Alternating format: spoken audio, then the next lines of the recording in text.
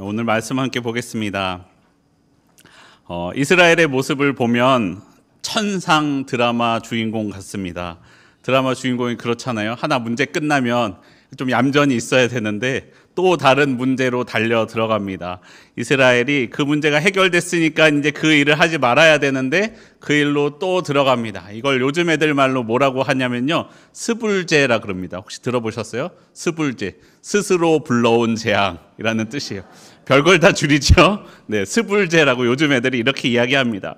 우상을 섬겨서 그렇게 어려움을 겪었으면서도 또 어려움을 겪는 우상을 섬기는 일을 행하고는 합니다. 물론 이스라엘은 망하고자 우상을 섬기지는 않았을 것입니다. 그들도 잘 되고자, 가나안 땅에서 잘 해보고자 우상을 섬겼겠지만 자기는 그 일을 원하지 않았지만 원하지 않는 재앙을 자기가 행한 일로 인하여 불러들여오게 된 것, 이것이 스불제라고 합니다. 이스라엘이 스스로 재앙을 불러왔습니다. 그런데 여러분, 우리가 잊지 말아야 할 것은 그렇다고 이스라엘이 하나님을 버린 것은 아니었다라는 것입니다. 오랜 시간이 지난 후에라도 하나님을 다시 찾는 것을 보면요, 이스라엘은 여전히 하나님을 알고 있었습니다. 아마 하나님께 제사도 드렸을지도 모릅니다. 하지만 중요한 것은 무엇입니까? 하나님만 섬기지는 않았다라는 것입니다.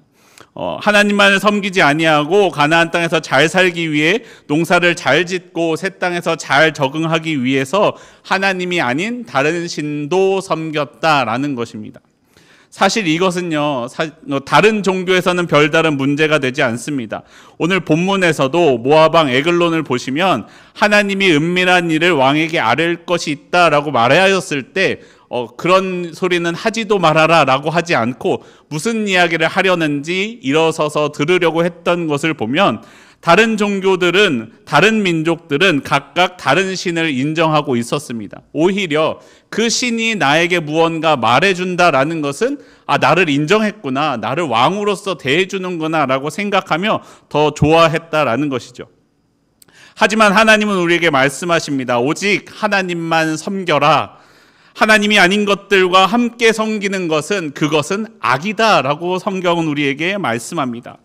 여러분, 우리의 삶에서도 그렇지 않습니까? 여러분, 적어도 우리는 교회에 나오는 사람이면, 나는 그리스도인입니다 라고 하는 사람이라면 하나님이 계시지 않습니다 라고 말하는 사람은 없을 것입니다.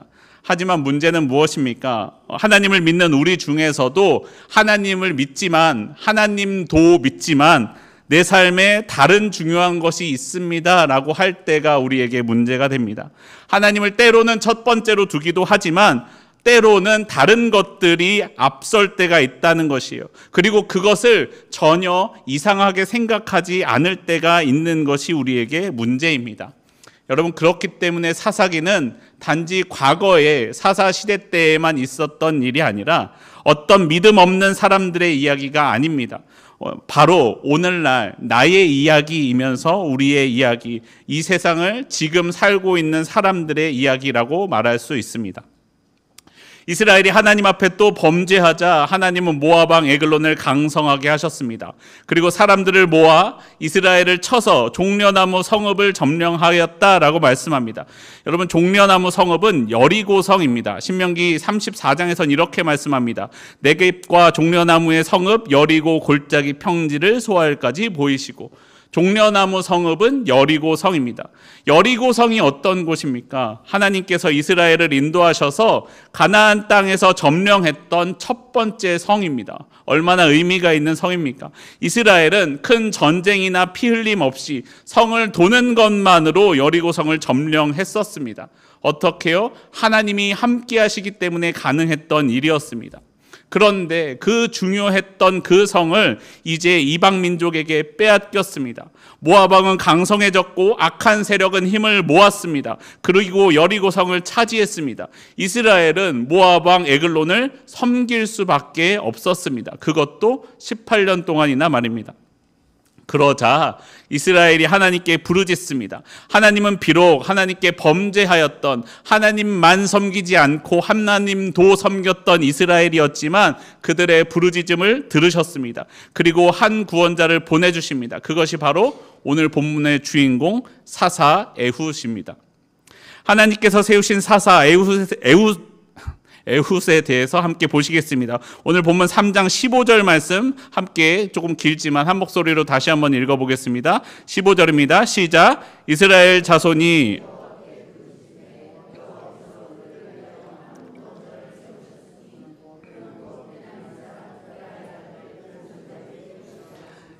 자손이 그를 통하여 모압 왕 에글론에게 공물을 바칠 때에 하나님께서 에훗을 그들의 한 구원자로 세우셨습니다. 그런데 에훗에 대한 설명을 보면 우리의 시선을 끄는 지점이 있습니다. 바로 왼손잡이라는 것입니다.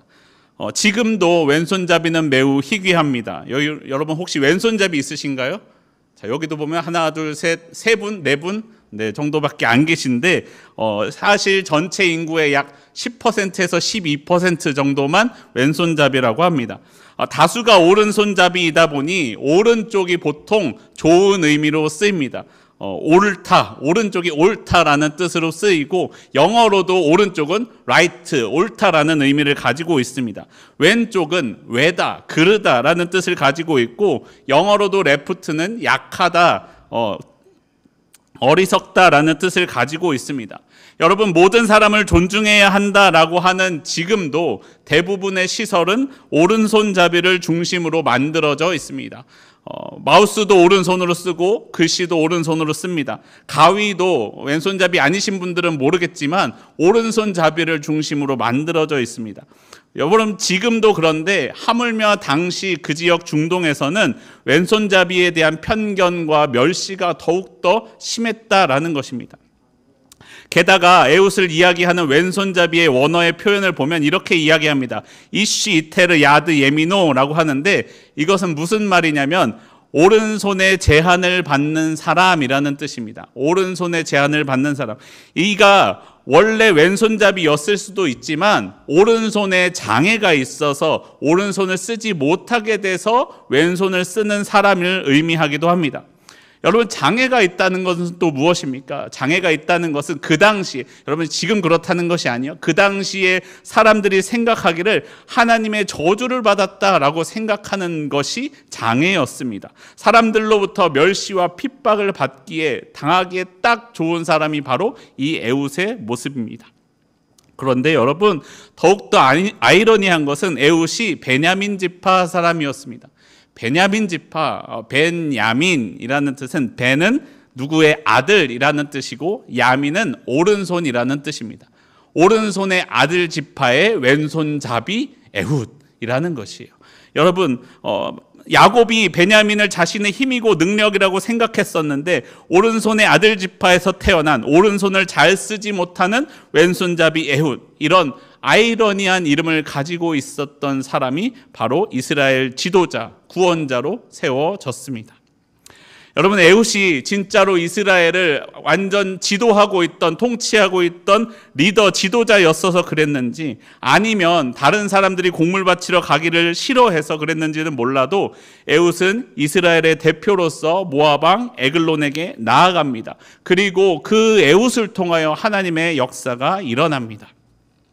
사랑하는 성도 여러분, 하나님이 사람을 쓰실 때에는 사람의 부족함이 아무런 문제가 되지 않음을 기억하시기를 바랍니다. 자기가 부족한 것이 있는 사람은 누군가가 채워주어야만 합니다. 사실 대부분의 사람이 그렇습니다. 저도요, 늘 무언가 제가 디자인하는 것을 좋아하는데 프로그램은 잘 다루는데 색감이 없어요. 색감이 없어서 이거 누구의 도움을 받냐면 아내의 도움을 받습니다. 와이프에게 여기는 무슨 색으로 할까요? 물어보지 않으면 영 모양이 이쁘게 나오지 않습니다. 누구나 사람은 도움을 받아야만 합니다. 자기가 잘하는 어떤 것이 있고 잘하지 못하는 것이 있기 때문에 잘하지 못하는 것은 다른 이의, 잘하는 다른 사람의 도움을 받아야만 합니다. 하지만 하나님은 그렇지 않습니다. 하나님은 누군가의 도움을 필요로 하시는 분이 아닙니다. 하나님은 모든 것이 가능하십니다. 사람의 도움을 필요로 하시지 않습니다. 사람의 능력과 상관이 없습니다. 하나님이 다 하시기 때문입니다. 하나님이 하시면 다 됩니다. 여러분, 우리가 내 능력으로 하나님을 제한하지 않기를 바랍니다. 하나님은 내 능력과 내 힘과 그것과 상관없이 일하시는 분입니다. 오히려 내 연약한 점을 들어서 나도 생각하지 못했던 능력으로서 사용하십니다. 그러면 내 약점이라고 생각했던 것은 오히려 강점이 됩니다. 여러분, 에웃의 이야기에서도 보십시오. 오른손에 장애가 있어서 왼손을 주로 쓸 수밖에 없었습니다. 하지만 그랬기 때문에 모압 왕 에글론을 지키는 자들이 오른쪽 허벅지에 차고 있던 칼을 발견하지 못했습니다. 여러분, 오른손잡이는 칼을 어디에다 차야 되느냐? 왼쪽에 차야 됩니다. 그래야 칼을 뽑아서 사용하기 때문에 그렇습니다. 여기 있는 칼은 뽑으려면 칼 길이 때문에 뽑을 수가 없습니다. 그래서 대부분 오른손잡이일 때 칼 검사를 할 때 왼쪽만 검사를 했거나 아니면 어차피 오른손에 장애가 있는 제가 뭘 하겠어 라며 검사를 대충 했을지도 모릅니다. 그래서 에훗은 오른쪽 허벅지에 차고 있던 칼로서 모압 왕 에글론을 찔러 죽일 수 있었습니다. 사랑하는 성도 여러분, 기억하십시오. 장점이라고 반드시 축복이 아니고 단점이라고 반드시 저주가 아닙니다. 여러분, 장점 때문에 오히려 망하는 사람들도 있습니다. 어떤 사람에게 뛰어난 지식이 있는 것은 분명히 장점입니다. 하지만 그 지식 때문에 사람들 앞에서 오만하게 된다면 그것은 저주가 됩니다. 많은 재물을 가진 부유함은 장점입니다. 생활을 하기에 편안하지요. 하지만 그로 인해 다른 사람을 무시하고 깔본다면 재물은 그에게 저주가 됩니다. 그는 분명히 하나님의 심판을 받게 될 것입니다. 여러분, 우리는 나의 장점을 가지고 교만하지 말아야 합니다. 그리고 단점을 가지고 절망하지 말아야 합니다. 내가 무엇을 가지고 있느냐, 내가 가진 것이 좋으냐, 나쁘냐, 장점이냐, 단점이냐가 중요한 것이 아니라 내가 가진 그것이 누구의 손에 들려서 사용되느냐, 그것이 중요합니다. 왼손잡이에 장애가 있어도 하나님이 사용하시면 그는 위대한 구원자가 될 수 있습니다. 여러분, 나를 바라보지 말고 나를 사용하시는 하나님을 바라보십시오. 하나님의 역사하심을 기대하십시오. 그 하나님이 나를 들어 사용하실 것입니다. 주님의 오른손이 에웃의 오른손이 되어 주셨습니다. 주님의 능력이 에웃의 능력이 되어 주셨습니다. 내가 부유함에 처해 있든지 비천함에 처해 있든지 하나님이 사용하시면 나는 하나님의 구원의 도구가 됩니다. 나를 통해 하나님의 역사가 일어납니다. 하나님의 역사에 함께하는 저와 여러분의 삶이 되기를 바랍니다. 어떤 것에도 교만하지 않고 절망하지 않기를 바랍니다. 제가 여러분 속회 신방할 때 이야기했는데, 여러분 제 목소리가 장점일까요? 단점일까요? 설교할 때는 장점인데 제가 군대에 있을 때는 많이 핍박을 받았어요. 왜요? 저 멀리 있어도 제 목소리가 들린다고 네 목소리 듣기 싫다고 엄청 핍박을 받았어요. 근데 지금 여러분, 저 멀리서도 제 목소리가 잘 들리니 설교자로서 얼마나 감사합니까? 마이크가 혹시 고장나도 잘 들리게 할 수 있습니다. 우리의 단점이, 누군가는 나의 단점을 공격할지라도 하나님은 그 단점을 들어서 사용하십니다. 하나님이 쓰시기에 딱 좋은 도구로 준비될 때 그것을 하나님은 사용하셔서 하나님의 구원의 역사를 이루는 저와 여러분의 삶이 되기를 바랍니다. 에웃은 하나님께서 세우신 이스라엘 지도자, 구원자, 사사였습니다. 하지만 여러분, 에웃이라고 강성한 모압 왕 에글론과 여리고 성을 점령한 세력들과 싸우는 것이 두렵지 않았던 것은 아닙니다.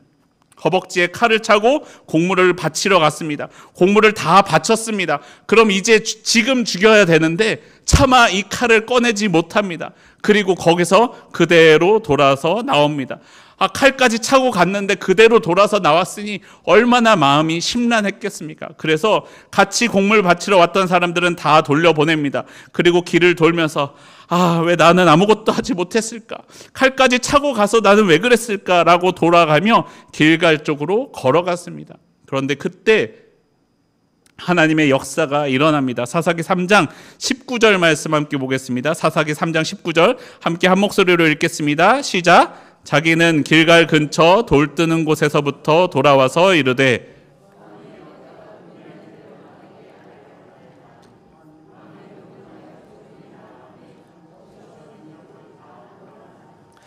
에훗이 마음이 절망하여 방황하다가 어디까지 가냐면 길갈 쪽으로 갔습니다. 길갈은 돌 뜨는 곳이다 라고 말씀합니다. 돌 뜨는 곳이라는 표현은 우상을 만드는 곳이라는 의미를 가지고 있기도 합니다. 여러분, 그런데 이스라엘에게 길갈이 어떤 곳입니까? 여러분 아시죠? 다 아시는데 제가 말씀드리겠습니다. 길갈은 이스라엘이 처음 요단강을 건너와서 진쳤던 곳이 바로 길갈입니다. 그리고 처음 이렇게 건너왔는데 무장하고 준비를 해도 부족할 판에 할례를 행했던 곳이 길갈입니다.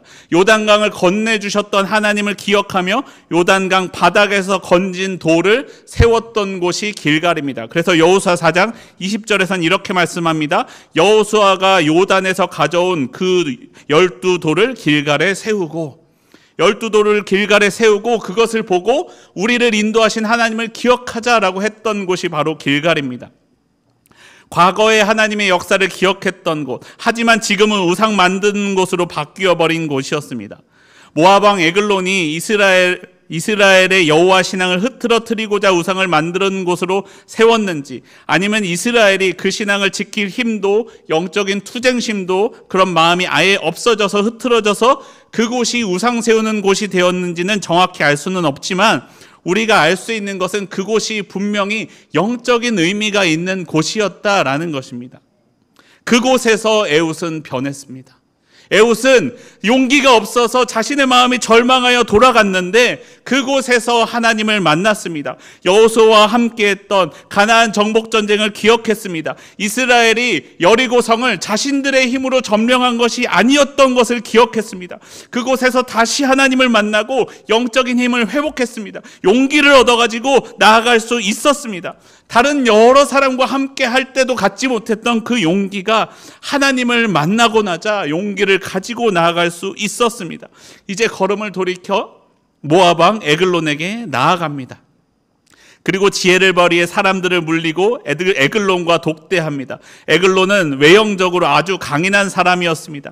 여러분 17절을 보시면 성경은 그를 비둔하다라고 말씀합니다. 이게 우리말로 번역돼서 비둔하다고 했는데 이거 단지 뚱뚱하다라는 의미보다 튼실하다, 거대하다라는 의미를 가지고 있습니다. 요즘 영화배우로 치면 마동석 씨 같은, 그냥 딱 보면 저 사람 너무 뚱뚱한데 한데 그 안이 다 근육으로 차 있는 그런 사람과 같은 이미지였을 것입니다. 에훗은 근데 마동석과 여러분 싸우려고 마주 대했다고 생각해 보세요.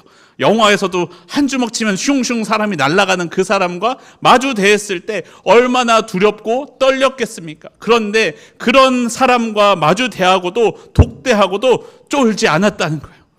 아까는 쫄아서 돌아갔는데 쫀다는 표현이 뭔가 좋은 다른 훌륭한 표현이 생각나지 않아요. 쫄아서 돌아갔는데 지금은 쫄지 않고 나아가서 에글론과 독대하여 나아갈 수 있었습니다. 하나님을 만나니까 나아갈 수 있었습니다. 칼을 빼서 그를 찌를 수 있고 거기서부터 피하여 도망갈 수 있습니다. 여러분, 하나님의 말씀을 듣고요, 예배를 드리고 종종, 자주 저는 그랬던 것 같아요.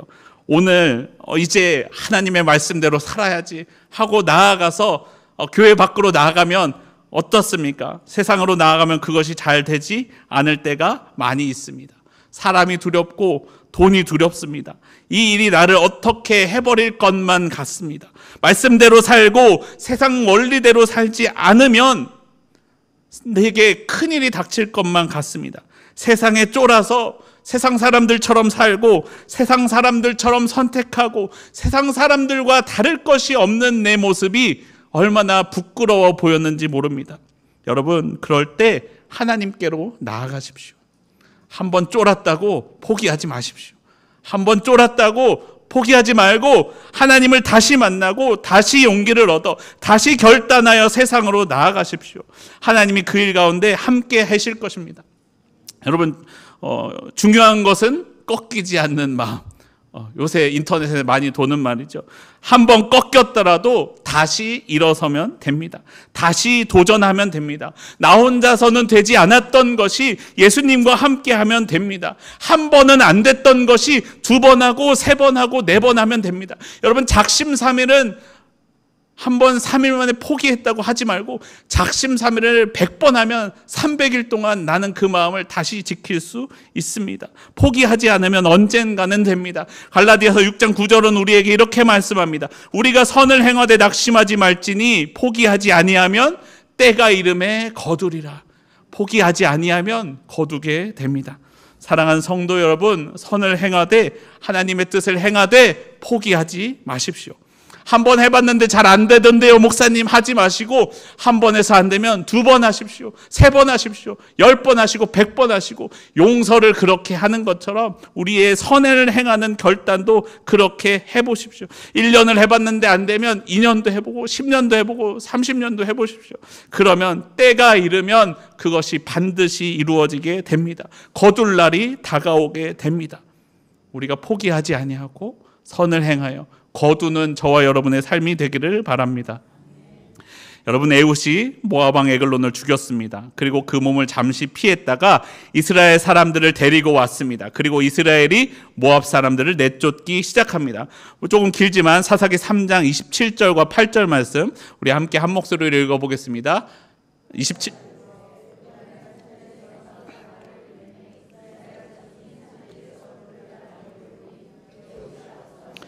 그들에게 이르되 나를 따르라. 여호와께서 너희의 원수들인 모압을 너희의 손에 넘겨주셨느니라 하매 무리가 에훗을 따라 내려가 모압 맞은편 요단강 나루를 장악하여 한 사람도 건너지 못하게 하였고, 이제까지 18년 동안 꼼짝없이 에글론을 섬겼던 이스라엘이었지만 에훗을 따라 모압을 쫓기 시작합니다. 강나루를 장악해서 한 사람도 요단 동편으로 도망하지 못하게 합니다. 모압은 이스라엘의 수하에 굴복했다라고 말씀합니다.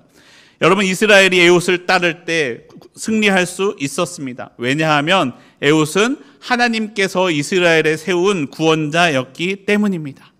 하지만 우리가 사사기 이야기 잘 알고 있는 것처럼 이 평화도 오래가지 못하였습니다.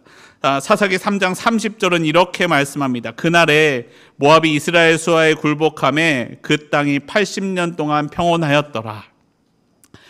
80년 동안 평안하였더라 라는 것은 무엇이에요? 81년째 되는 해에 그 다음 해는 평안하지 못했다라는 것입니다. 에훗이 구원자로 섰을 때 이스라엘은 80년 동안 평온하였습니다.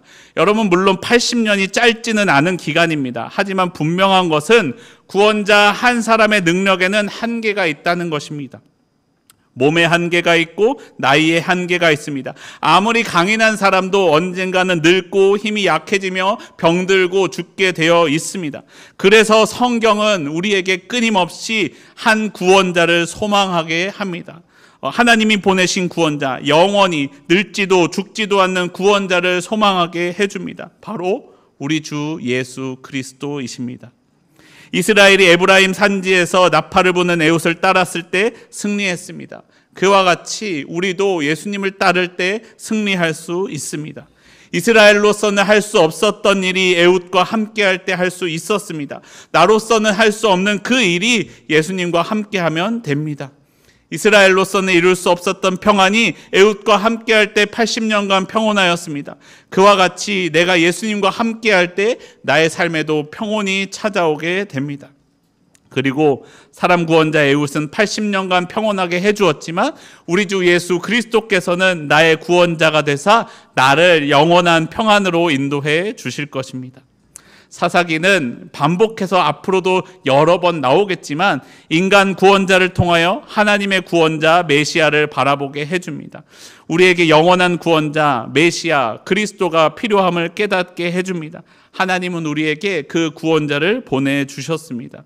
여러분, 우리 주 예수 그리스도께서도 에훗과 같이 사람들의 멸시를 받았습니다. 하지만 구원을 이루어 주셨습니다. 사랑하는 성도 여러분, 우리가 하나님의 구원을 받기를 바랍니다. 내 힘으로 이루어지는 구원이 아니라, 내 능력으로 이루는 구원이 아니라 하나님이 주시는 구원을 받아 누리기를 바랍니다. 하나님은 예수님으로 나를 구원해 주셨습니다. 그 구원을 받아 이 세상 가운데서도 하나님의 뜻을 따라 이루며 살아가는 저와 여러분의 삶이 되기를 소원합니다. 스스로 불러왔던 재앙으로 다시 들어갔던 이스라엘의 삶을 본받지 마십시오.